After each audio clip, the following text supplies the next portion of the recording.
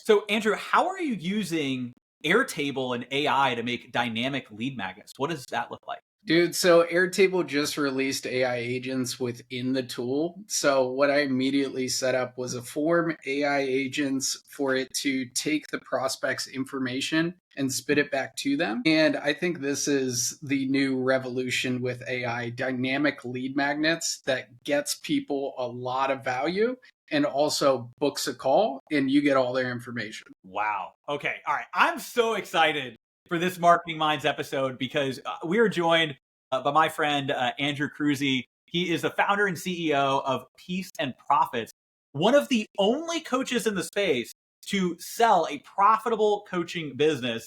He's got a lot that he's learned from that he's applied into his current business. He's covering all things Airtable, AI, helping other people learn how to build their own profitable and successful coaching businesses. And he has been behind some of the biggest names in the coaching space, helping Cole Gordon, John Wedding, Bastian Slott, and a variety of other 7 and 8 figure coaches grow their coaching businesses. I'm so excited. Andrew, thanks so much for joining the podcast. Thanks so much for having me, Aleric. It's always a pleasure when I see your face. Absolutely. I know we ran into each other recently and caught up at a mastermind out in Cabo, and I learned that you had recently moved out there as well, which is awesome. And yeah, I'm excited. This is going to be a really fun episode. But I think just jumping right in, because you know how I was telling you how we like to do it on the Marketing Minds podcast. We love to jump right into some of the hottest things that are working right now with marketing. We're going to talk more about your story, what it's like selling a coaching business. There's a lot of things we're going to dive into that I know I'm personally really excited about. But before we dive into that, you teased AI for dynamic lead magnets and using Airtable with that. I know you're on the cutting edge of this. Like, what exactly does that look like? Maybe you could kind of break it down. How does that strategy work? Yeah, to give you a little backstory, I fell in love with Airtable over the last 3 years. In Tribe of Buyers, the coaching company that I sold, I was using Asana for the majority of the time, and then we switched to ClickUp, and that's when things got a little rocky. And then I was in Guatemala 3 years ago, and my friend met a guy, and he was like, "You could put your entire business in Airtable and connect all your systems together." What? That's crazy. So I started doing that with my team, and we just built out these crazy systems inside of there.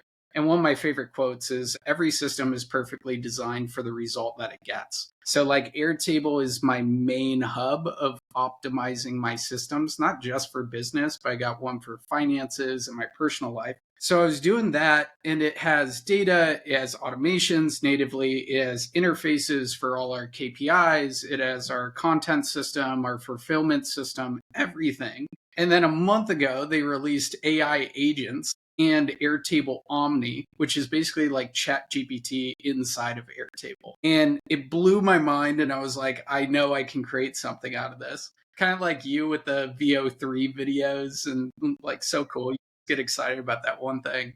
And so I created a dynamic lead magnet to help coaches create their offer and all of their organic content to launch. So I put that out there to my school community, to YouTube, and to email. And we got 112 opt-ins and we got 42 book calls just from that. And what it will do is it will take the information that they put in, about 7 questions, spit it back to them to an email. And on the follow-up page is booking a call for your launch call to launch this offer and to launch this content. So it's a nice natural lead in where it's specific to them and builds confidence and trust in what you have to offer. And I think this is just the beginning. We're testing it out with a few other clients right now, and I'm super excited to see where all these AI tools go. Wow. I love that. It makes so much sense, right? Customized lead magnets for people. But before AI, that wasn't even really possible. So what exactly does that look like for the prospect? So I know you're helping them with kind of mapping out their offer, their organic launch, kind of detail. So let's say I go to that page. Like, what does it say on that page? Like, how are people opting into this? You said there's a few questions. Like, what exactly does that look like? I'm genuinely really curious about exactly. For right now, it is simply an Airtable form. I don't Okay. even have like a funnel or a Notion document for it or anything. It's just Airtable form, and at the top of the form, you can put in a little description. I'm basically saying this system has downloaded Andrew Kroeze's brain. Here are the amazing things he's done, and this will help you launch your coaching offer. And then there are just 7 questions, and we ask them for their current monthly revenue, name, email, phone, and then it's all natively through Airtable. So in the automations, you can send out an email natively through there with all of the responses. And then on the interface side, we can see all of their responses as well. And we started doing it with our clients too. And the actual responses are insane. I have a client, Joel Esther, that I'm working with right now, and he was having trouble with his methodology, and it spit back out the perfect one. He's like, holy crap, he had been struggling with it for a couple months. He's like, that's it. So it's pretty cool. Wow. And is this something, and I know this is like what you help people with and implementing, and you really dove deep into this. Is this something that is, I think I know the answer to this question, because on the outside, it looks like this would be really tough to set up. But with AI, is it actually like a lot easier than people may think to set something like this up? Or like, what does that look when they know the right method and the right strategy? Like, what does that look? What's the level of difficulty? Yeah, with Airtable, it's pretty simple. So you have the questions, you have the AI outputs, and then you have the email automation. And if you know Airtable, you could probably do it. And especially with ChatGPT, getting the right prompts in place is super easy. You plug those prompts in the AI agent in Airtable, and you could have it set up in under 24 hours. And so with this, and I think one of the things that's really interesting to me is you've been on the forefront of a lot of different things. I know earlier on it was like kind of the community funnels, both on the Facebook side and then also with school. And we'll definitely talk about that and some of your strategies. You got one of the most popular free school groups out there, the Peace and Profits group. So I'm excited to hear more about that. And we'll be breaking down all these different different strategies. But when it comes to being on the forefront of something like this, where does that kind of sense come from of kind of recognizing some of these new things that are coming into the marketplace? Because it seems like this makes a lot of sense, but other people might not recognize or see it. Is that something in you that kind of recognizes these different patterns of where the market might be moving next? Dude, great question. I think I've just surrounded myself with all the right people and learned the right frameworks. When I started this journey, I was $82,000 in student loan debt. It's $600 to my name. And then I came across Ty Lopez and his SMMA webinar in 2017. Scared shitless. Can I swear on here? Yeah, you want, yeah.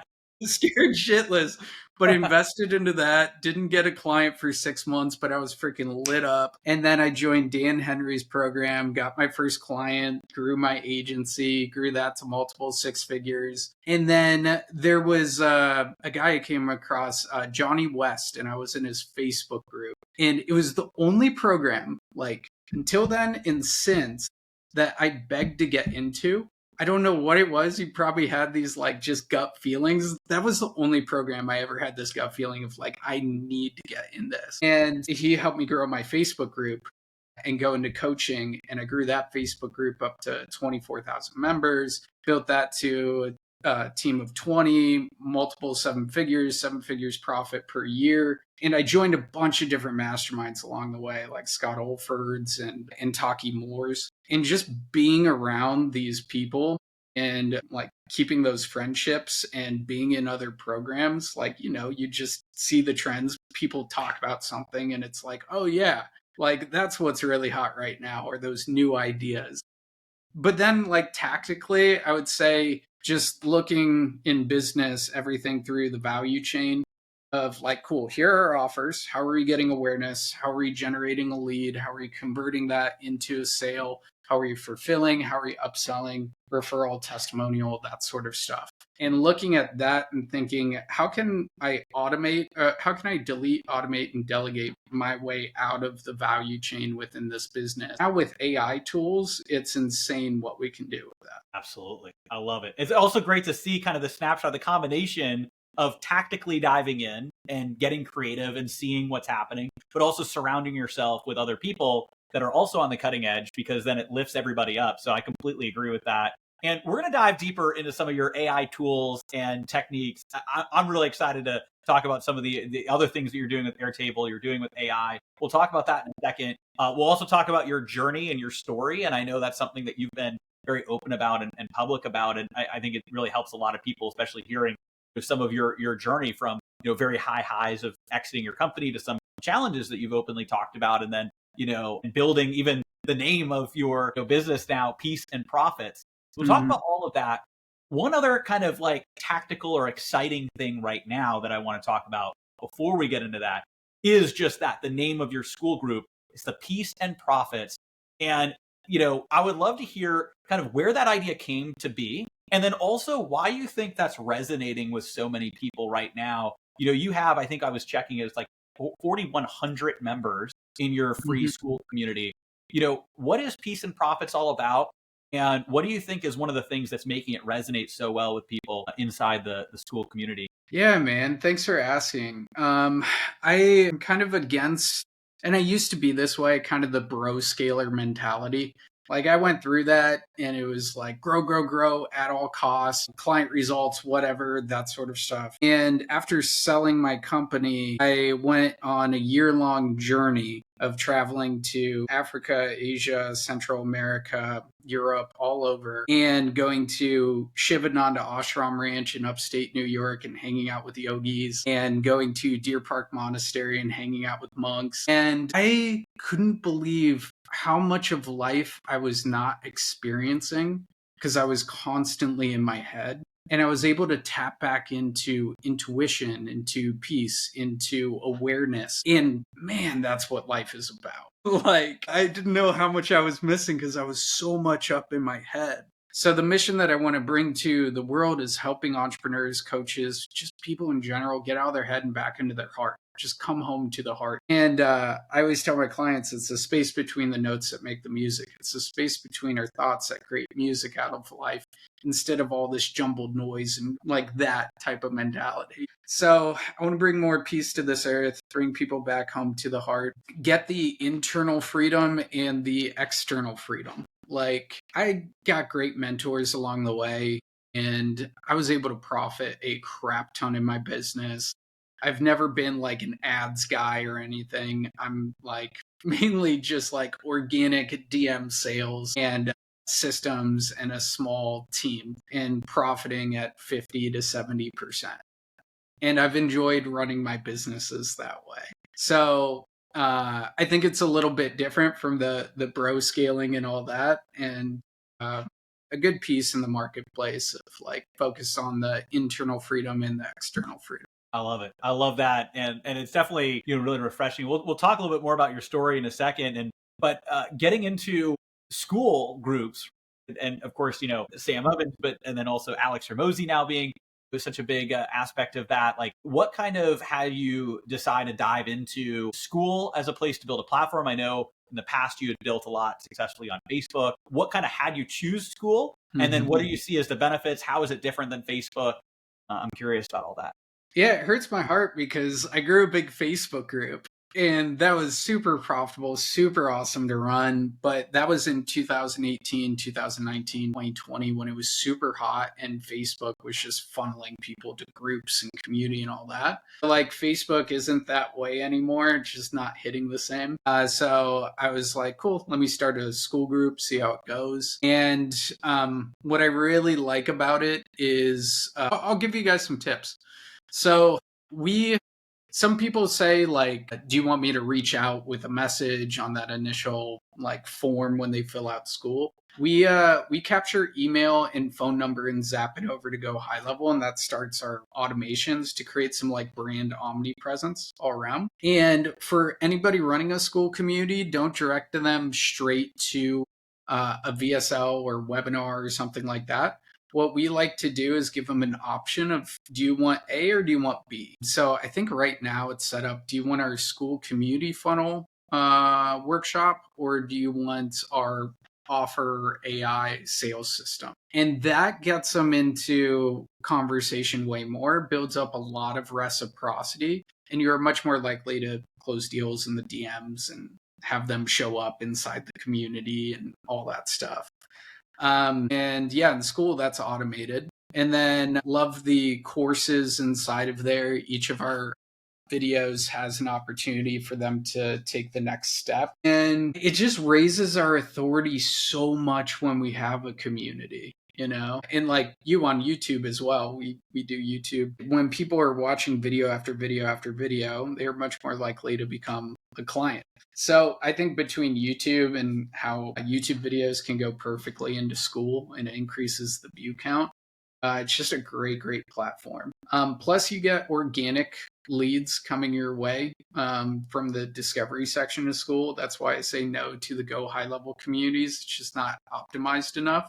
And now there are enough people on school where we're getting about 12 free leads per day from the discovery section. And that's the thing is like that type of discovery and bringing people in that can compound over time. And so I love, just hearing, some of the different ways that people build this out. But you said something really interesting, and I want to make sure everybody here who's listening hears this, is creating choice with the prospect in the DMs. So you said something, and I don't want it to slip past because you're dropping so much value, but you said something really interesting that I got as a golden nugget right now. Is it sounds like when people are DMing you, you're asking them, do you want my free school community, peace and profits, here's all the stuff to get that, or do you want the offer an AI selling system or lead magnet system you talked about? You're actually giving them a choice. How have you found that being successful? I have a sense, but like, what do you think is the psychology that makes that work? Do you have any stats on how that performs better? I'm curious about that. That one thing.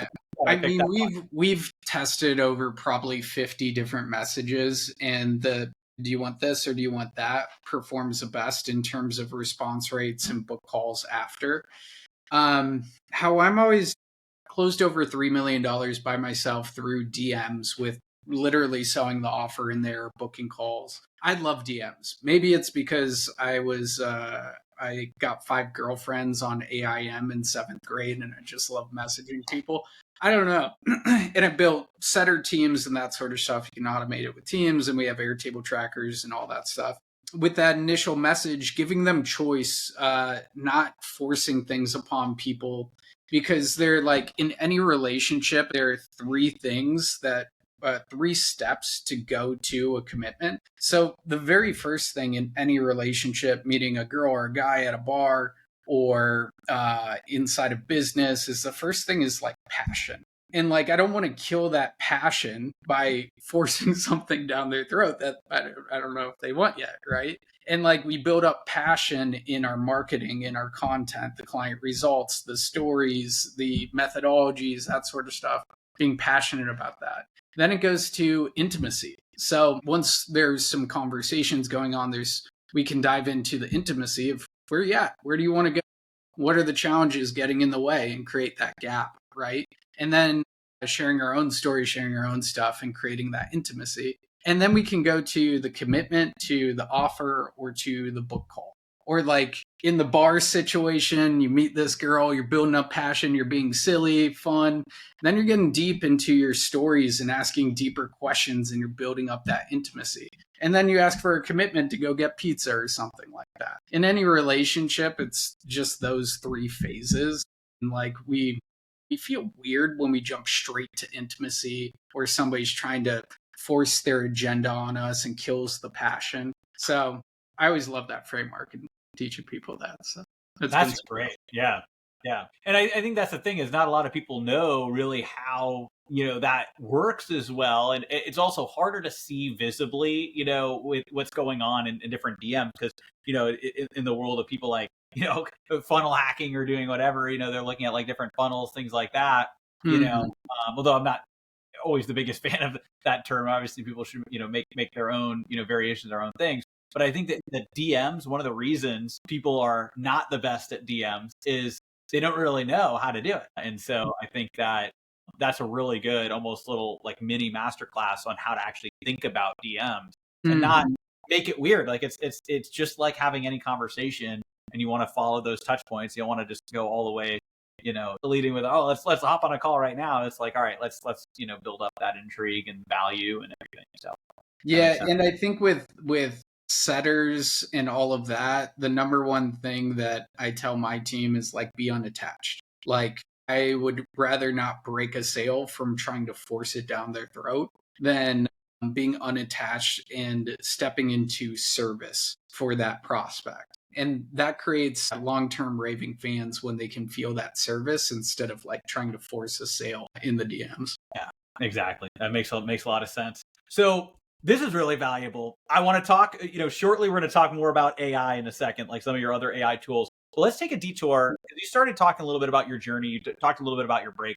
Let's talk about the time frame, like what went into selling a business, being one of the few, people to actually do that, right? It's kind of notorious in the coaching industry, right? Is obviously you can have strong, cash profits and things like that, but they're harder to sell. And so I'm curious, let's talk about that first. And then we want to lead into, kind of some of the stuff you shared after that, which is just, definitely a valuable story you've shared.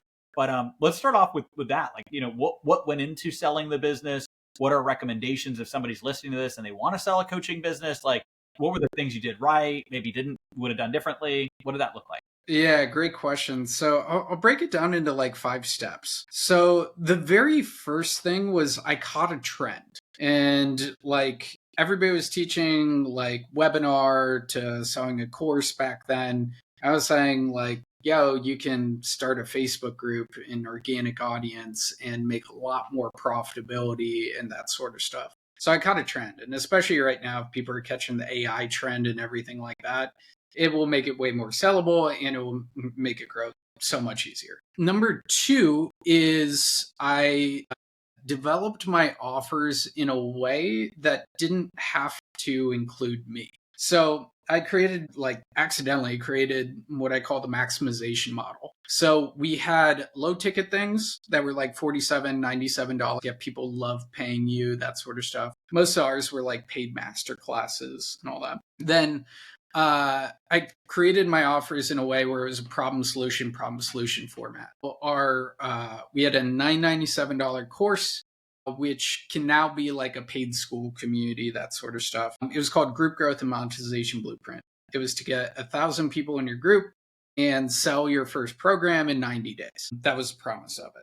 And that was lifetime access, course, all that, community, all that. And then we had Authority Accelerator, which was a 6K coaching program, which was to help you scale past 20K per month within 4 months after you have your audience grown and you sold your first offer, that sort of stuff.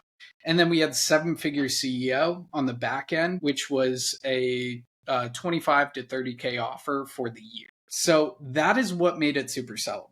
We had $1.2 million in contracts coming in over 12 months. So they were good on that. And how I launched that back-end offer was at events. So I don't recommend people launch a 20K plus offer online unless they ever really dialed in like challenge or something like that. But I launched my first event, 12 people, got 4 people in at 30K, launched another one, got 5 more people in. And then I did Tribe of Buyers Live, where we got 200 people in a room and we did 1.1 million in a day, which was awesome and insane. And that's what kicked off that reoccurring revenue in that backend program. So offer structure number 2. Number 3 was my team. So I was in a lot of great masterminds, and I read Road Less Stupid by Keith Cunningham, a great book, and went into traction and scaling up, all these operational books. And I systematically removed myself from the value chain in business. So I had Jimmy Rutowski, who was in charge of marketing, so awareness, lead generation. I had Marco Cortese and Mitchell Miles in charge of sales and conversions in the setter team. And then I had Avery Ford and Brad Newman in charge of fulfillment and upsell referral testimonial. I had Aaron Whalen in charge of operations, and I had Sasha as my kind of fractional CFO. So I was like out of the value chain, the operations, that sort of stuff. That made it super sellable. And then I think that was just 3. So I'll give you 4. It was just my time to move on at that point. And I reached out, I made a list of my mentors I've worked with, a list of clients that might be interested, and other people I met in masterminds. And I reached out to them with NDA to talk to me about this. And I had them sign it before I got on calls with them. And then I identified the 3 things that I wanted out of the sale, which was fun, easy, and fast. Those were the things that I cared about. And we had like 6 people that were interested. Met this guy through a mutual connection named Michael Chu, who ended up buying the company. I had a 1-month independent contractor agreement, which was great. And the sale was pretty good. I mean, you're in a coaching business, you're not going to get a multiple like you will with a SaaS business. But especially if you structure it that way, you'll be super happy. Which is great. And Michael Chu out here in the Austin area. So met up Yeah, with him dude. a few times and stuff like that. He's awesome. And He's great. And it's actually, and that's always really cool when you look at the different things, because he talks about like this, he's got like his LTV, methods of like retaining clients really long term. And so to acquire something makes a ton of sense, because especially a big part of your model is like how to keep, coaching clients really long term. It's an interesting thing. It's like, it's always amazing when you can have really great, win-win wins all around, right? Where, you can, if you're exiting a company, you can, see that, fun, fast, easy, kind of exit and, successful exit. And then, person acquiring you can like get customers at a, at like basically buy, more clients and buy growth for their business and buy the assets there. And then you have the other benefit where, the clients, they now get 2 ecosystems, kind of, that's really great. And that's exciting. Yeah, thanks. Anything you would add to that side of things as well? For the coaches out there that don't have that like back end offer, I highly recommend developing it, because it just gives you so much peace of mind with all that reoccurring coming in at a high ticket price point, and those are the best clients typically. Yeah, that was the best thing I ever did, having that back end mastermind. And doing that before exiting, right? So like, what are the things that you can do to like make your company more valuable if you are actually looking to exit it? Don't just pass that along to somebody else. Like, you can do those things. All right. Yeah. So you've done the exit. Now, I know one of the things, and especially also when we hopped on here, you said you did want to share a little bit about, going through some challenges with, burnout and anxiety, things like that. We open up a little bit, and I want you to actually maybe take a little bit more of the direction of where you want to go with this. But sure. I know you said you wanted to share a little bit about this, and I think it's definitely valuable for people listening. So what kind of happened after that? Yeah, thank you so much for the opportunity, because this is what I'm super passionate about. I was depressed for 6 years, like completely numb from 18 to 24 years old. And I didn't know enough about like my biology, my psychology, like the habits that I was engaging in and the behaviors. And I think I've learned a few things along the way, especially after taking a year off, to help people that feel stuck, burnt out, depressed, anxious. And wanted to share a couple frameworks here, because everything's happening for a reason. And I hope somebody listening takes this away. But like, you're not broken, you're not beyond repair or fixable or anything like that. It's just like, it starts with our state, our story that we're telling in our head, and our strategy, or energizing our state, evolving our identity, and executing our plan. What I realized, being a psychology major and learning all this stuff and hanging out with monks and yogis, is that I had overactive cortisol response, stress response, and my dopamine baseline, which is responsible for motivation and focus, was way too high. I was getting way too many cheap dopamine hits, and I had no motivation and focus because of that. And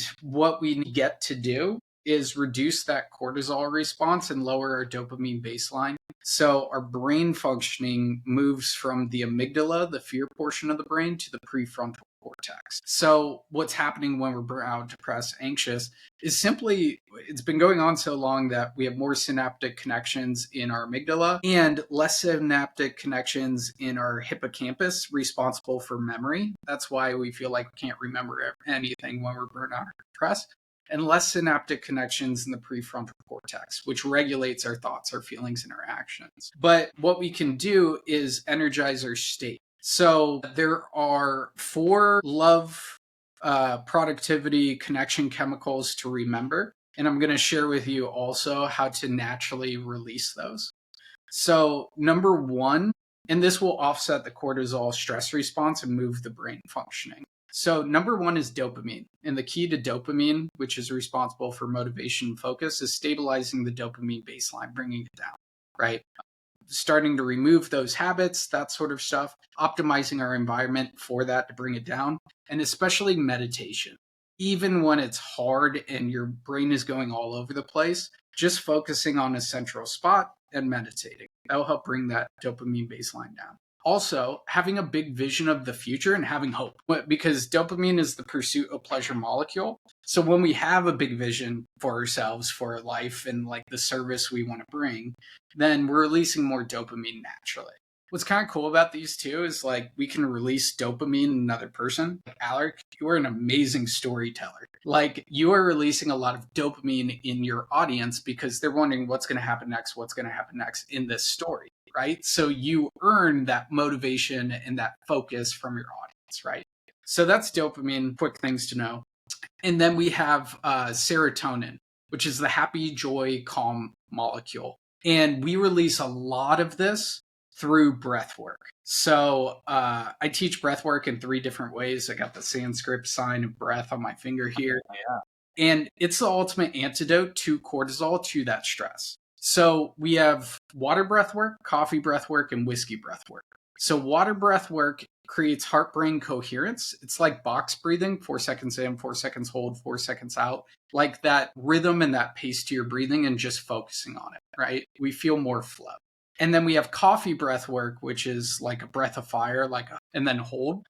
And that is releasing some endorphins and a lot of serotonin. And that is freaking great to do after a podcast or a long sales call or doing a systems build or something like that, because it will move our brain functioning so we can set new intentions. I do that like 3-4 times a day, especially working behind a computer, which is not natural, and we need to take care of our biology because of it. And then we have whiskey breath work, which is like a 20-minute plus Wim Hof holotropic breath work. I do those 2 times per week, about 2 hours before bed. And that's where we're just like totally tapped in. It moves our brain functioning and can tap us more into creativity. So when I created 7-Figure CEO, I was struggling with the name for the longest time. I did a 45-minute breathwork session, not with that intention, but I totally surrendered and released a lot of serotonin, and that name came to the top of my head just from tapping in more creativity, reducing cortisol. So then I'll go through the next 2 pretty quick. There's more inside of the school group and all that. This is one of my favorite frameworks. But we have endorphins, workout every single day. It's the social euphoric molecule. If you're going to an event and you don't feel that social that day, work out beforehand. You'll feel more social at that event. And also releasing it in somebody else with endorphins, laughter, humor is great for releasing endorphins. I went to I went to a Dr. DeMartini breakthrough experience event, and he is so cerebral, so dense, but what he did so well was every 15 minutes he would tell a joke and it would reset our nervous systems, and then we could focus for longer. So it's really good for presenting too, telling a little joke, reset the nervous system, then they can focus for longer. And then oxytocin, love connection chemical. If we're not feeling connected to ourselves and people around us, tap into your gratitude practice. The other things will help you get more grounded. Gratitudes, thinking of gratitudes, all of that will produce more oxytocin in our system. And then for somebody else, to our audience, this is why we tell our origin story. Stories of empathy release a lot of oxytocin and connection with our audience, right? So we can also influence, persuade by stories of empathy, and also like on sales calls, forming a connection. When you get somebody to go deeper, they feel more of a bond with you because of that oxytocin. So that will offset the cortisol, the stress response, and tap us out of our head and into our heart, into our prefrontal cortex. I call it emotional alchemy. It's pretty cool. Wow. Emotional alchemy. I love it. And also it's so great that, you're open to sharing this with everyone, and kind of some of the things that you went through and how this solved it, because I think there's a lot of people out there that can get into that stress or that anxiety or depression or whatever it happens to be for them. And, sometimes it's these things that can be simple, but so powerful, like breath work, meditation, also Mhm. just like, forming those different habits that can really, really help. And so I love that. And so is that something as well? And we're going to dive into this in a second, like where people can go and find, more about all these different things. But Mhm. also we're going to talk about some AI tools. That's my kind of last big question to dive into here. And then you might have some more golden nuggets right at the end. But before I get into all of that, is this something that you're also now like, and I know the answer to this, but like, so I guess it's also, is this something you're incorporating into what you're doing with Seven Figure CEO and Peace and Profits? And if so, how do you balance the combination? This is kind of my last question on this topic. Balance the combination between doing those things and making sure that you're looking after yourself, but also still, pursuing, ambitious target, the profits that you're looking to hit. Like, Mhm. what would you say to that person that thinks it's either or, to let them know that you actually can do both and actually to help you even achieve those goals? Great question. So I think you would agree with this. As we scale our business, we go from like doers to beers and leaders. And that takes a lot of creativity and a lot of right brain functioning. And you can start with just like brute force and all of that stuff, but that's not going to sustain you long term. And that's not going to help you get to the next level. So as entrepreneurs, we need to shift from that doing to being and leading. And we look at Alex Hormozy, like that dude is freaking jacked. He's releasing a lot of endorphins. Whether he says it or not, he is getting into those energy rituals and getting into his creativity, and he has systems and processes around that. It just makes us tap into another level of productivity and focus, and it helps the business more than it hurts. Like we can go on a quick sprint for a week or two, and then it's feeling good, and then we have all this built up excess cortisol, and then we kind of go all over the place. And we've got to do these energy rituals to reset. So that's what I would say to that. Don't be like me with growing my second business and selling it and that sort of stuff. Like these energy rituals are so crucial. Yeah, absolutely. We're going to talk about the AI tools. We'll do some rapid fire AI tools and, a final golden nugget in just a second. I think this is a good segue. Where can people find out more about you? And I know you have multiple resources, but what's kind of the best place to send people to learn more about whether it's this side of things, the Peace and Profit side, it's learning about Airtable and AI, and growing a coaching business. Like, where can people go to find out more? Yeah, Peace and Profits community would be great. Hit me up there. Let me know what the biggest thing that you took away, or for my Instagram, Captain Kroeze with a K, Kroeze. Just let me know. We have the AI system. We have a bunch of courses on self mastery and scaling your coaching business inside of there. Those would probably be the best places. Perfect. We'll put all those down in the description below. And a little subtle reminder too, if you're liking this episode and this series, definitely give us 5 stars on Spotify and Apple Podcasts. I mean, this has definitely been a 5-star conversation here, Andrew. This has been fantastic. And so we always love to end with value as well. And so we did tease earlier some of the other AI tools. So kind of maybe a little bit more rapid fire, but what are some of maybe like your 5 top tools that you're using right now with AI? What does that kind of look like? I'll give you 3.5. All right, 3.5 is perfect. There we Cool. go. See, we got to simplify too. It's not just about, you don't want to get stressed and complex. Like, let's get 3.5 tools is perfect. Yeah, I would say Claude for content creation, Airtable AI agents for automation and all that.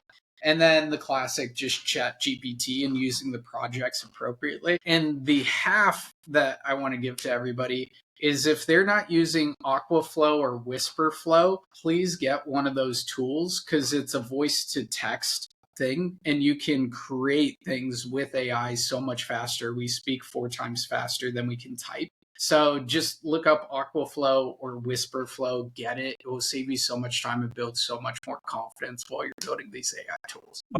I hadn't heard of either of those. So Whisperflow and Aquaflow, of course, the other AI tools are classic, but what you're doing with Airtable is just, incredible. So I definitely am excited to look more into that. And then of course, Claude and ChatGPT, really, really powerful. But I'm excited to see. I hadn't heard of Whisperflow and Aquaflow, so I'll check those out. And so, all right, what's kind of a final golden nugget piece of value? You've already given so many, so I almost feel guilty asking for one more. But what's a final piece of value you want to kind of close out the episode with? I love it. Thank you for the opportunity. And dude, I love hanging out with you and just who you are as a person. Like you always like light my day up, dude. So thank you for this opportunity. And the thing that I want to leave everybody with, if we want to live our life by design instead of by default and be more proactive instead of reactive, it starts with our phone. So anybody watching right now, this is great. If somebody's just listening to the podcast, I'll walk you through it. But this is what my phone looks like now. So my front screen has 0 apps on it. And on the front screen, like all of us have this phone. And if we have a bunch of apps and we have a bunch of red dots and we look at it every 30 minutes or whatever it is, we tap into our reactiveness. But we can change that by optimizing our digital design and putting nothing on the front screen. And then we're more intentional on our phone. And then you can group all of your apps in exactly how you want to group them on the second page. So for example, every single morning I do my Holy Trinity morning formula, which is 100 push-ups, 10 minutes breath work, 10 minutes meditation, then I journal. And that's how my first categorization and group is. And then there are the rest of them. So categorize the second page so you can get into a flow state. I have all my communication in one spot, and then I have an hour block just for communication with team members, prospects, all that stuff, and I just rock it out on my phone. And then the third page, really simple. Here are just all the extra apps that I have. So just something quick, easy to take away and optimize the digital design to be more proactive instead of reactive. That's great. I love that. I think you were sharing that at that mastermind. You were talking about that. It's a really good reminder, because what you have on your phone and what you see. And I know it's one of the funny things when I go on a vacation. I've kind of didn't used to do quite as much, but now make myself do it. And I love it. It recharges me.